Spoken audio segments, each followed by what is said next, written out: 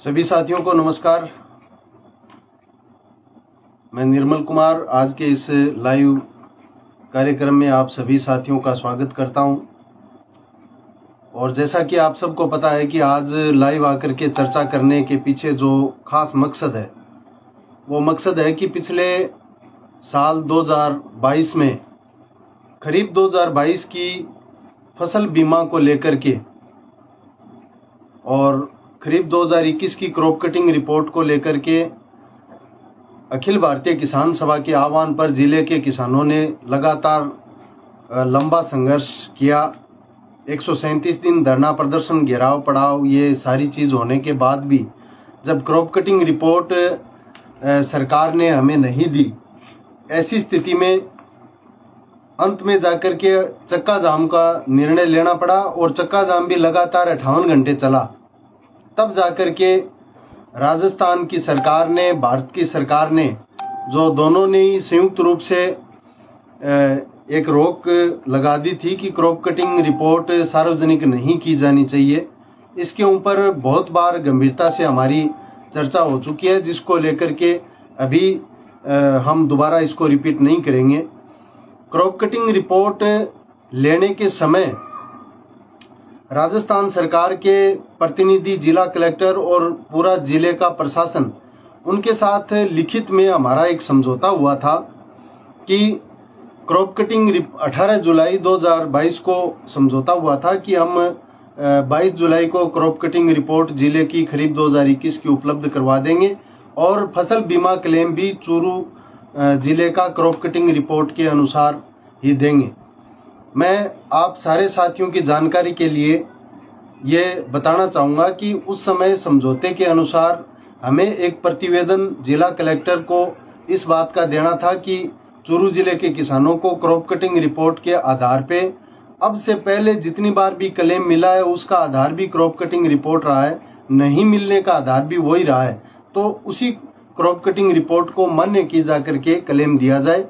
इसका एक प्रतिवेदन बना करके जिला कलेक्टर को हमने दिया। उसमें हमारी तरफ से जितने भी एविडेंस, उस समय की फसलों की स्थिति, वीडियोग्राफी, फोटोग्राफी, अधिसूचना के नियम राजस्थान सरकार के, भारत सरकार के, वो सारे हमने उसके साथ संलग्न करके पेश किया था। जिला कलेक्टर ने भी अपनी अभिशंसा के साथ उस अपील को, उस प्रतिवेदन को, जो 15 फरवरी 2022 का राजस्थान सरकार का निर्णय था, उस निर्णय के खिलाफ अपील समझते हुए राजस्थान सरकार को भेजा। राजस्थान सरकार ने अपनी अभिशंसा के साथ भारत सरकार को भेजा। भारत सरकार ने पिछले दिनों उस अपील को ये कह के खारिज कर दिया कि जब राज्य सरकार ने निर्णय सैटेलाइट का किया है तो हम सैटेलाइट के आधार पे को ही मान्य रखेंगे।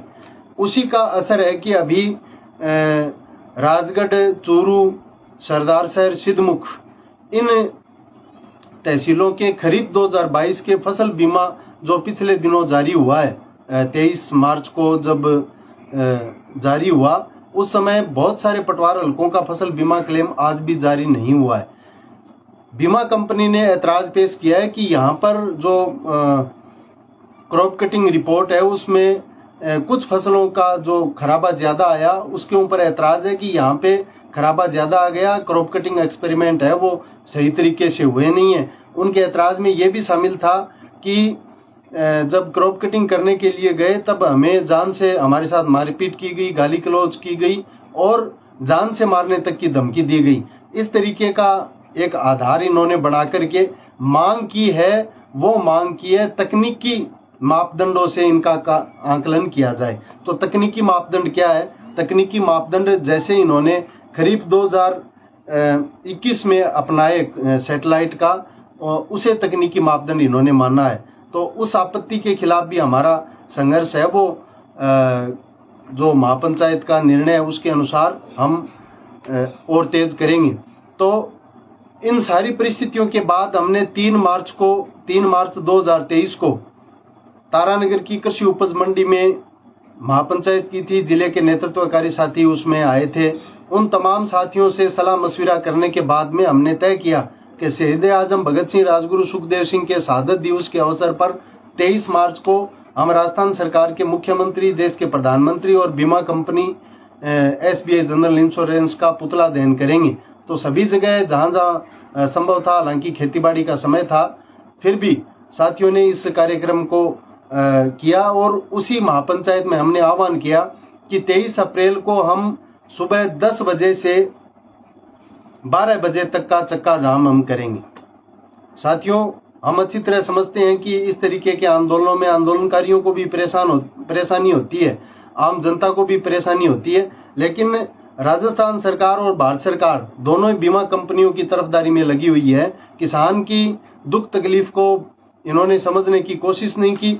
हमारे किसानों के अल्टीमेटम के बावजूद भी अभी तक सरकार खरीफ 2021 के फसल बीमा को लेकर के क्रॉप कटिंग रिपोर्ट से मिलना चाहिए इस नतीजे से तक नहीं पहुंची है। इसलिए हम अखिल भारतीय किसान सभा के नेतृत्व में अन्य किसान संगठनों को भी साथ में लेकर के, अन्य किसानों के सहयोगी साथियों को भी साथ में लेकर के 23 अप्रैल को सुबह 10 बजे से लेके 12 बजे तक 2 घंटे का सांकेतिक चक्का जाम हम करने जा रहे हैं। हमने चक्का जाम के पॉइंट पहले ज्यादा तय किए थे, लेकिन आखा तीज का, विवाह शादियों का एक मुहूर्त का समय है, विवाह शादियों का सीजन चल रहा है, तो लोगों की सुविधाओं के मद्देनजर हमने ये तय किया है कि सुबह 10 बजे से लेके 12 बजे तक तारानगर तहसील में SDM कार्यालय के सामने दिल्ली बीकानेर हाईवे को हम जाम करेंगे। और उसके बाद में 1 मई मजदूर दिवस के ऊपर राजगढ़ की कृषि उपज मंडी में महापंचायत का आयोजन रखा है। वहां पर आगामी आंदोलन का रूप क्या होना चाहिए सरकारों को झुकाने के लिए और किसान की बात को मनवाने के लिए, उसकी रणनीति हम तय करेंगे। तो मेरी तमाम साथियों से अपील है, निवेदन है कि आप 23 अप्रैल को जहां जहां राजगढ़ में, चूरू में, सिद्धमुख में, तारानगर में, सरदारसर में, क्योंकि चूरू जिले की 5 तहसीलों का ही ये असल मसला है।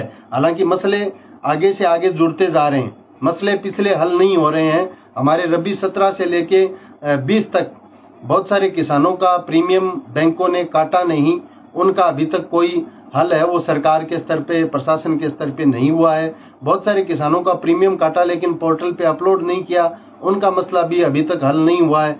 बहुत सारे किसानों का प्रीमियम काटा लेकिन पटवार हल्के बदल दिए गए पोर्टल पे अपलोड करते समय, इस वजह से किसानों को उनके बीमे का नुकसान हो गया, उसका भी अभी तक हल नहीं हुआ है। अभी जो पिछले दिनों 7 नवंबर को रबी 2021-22 का बीमा क्लेम जारी हुआ, बहुत सारे किसानों का सत्यापन के नाम पर कि इनके जमीन इतनी है या नहीं है, इनकी पॉलिसी 1 से ज्यादा कैसे है, खसरा नंबर ज्यादा थे तो पॉलिसी 1 से ज्यादा बन गई। तो सत्यापन के नाम पे जिनका बीमा क्लेम रोका हुआ है उनका भी अभी तक नहीं आया।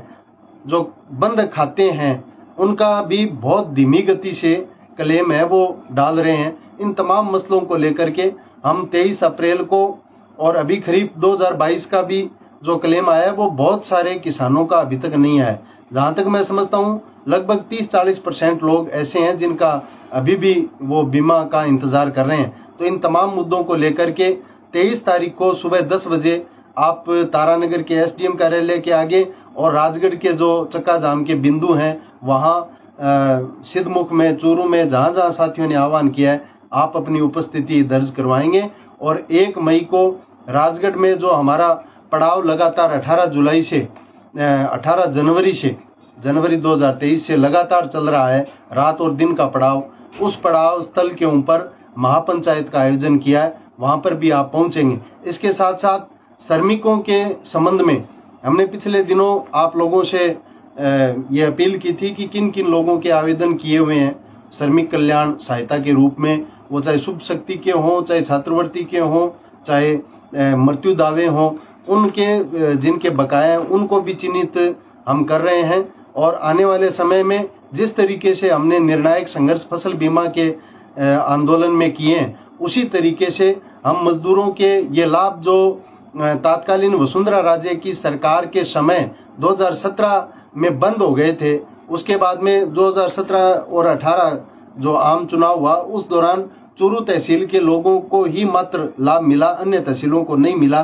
तब से लेकर अब तक गहलोत साहब के 4.5 साल पूरे होने जा रहे हैं, लेकिन अभी तक किसान मजदूर जो है वो उस अपने लाभ जो उसको मिलना चाहिए था, बच्चियों की शादी पे, छात्रवृत्ति का, भवन निर्माण का, मृत्यु दावे का, उनको नहीं मिला है। उनको भी चिन्हित करके एक संयुक्त संघर्ष मजदूर किसान एकता बनाते हुए हम निर्णायक संघर्ष सरकारों को झुकाने वाले करेंगे।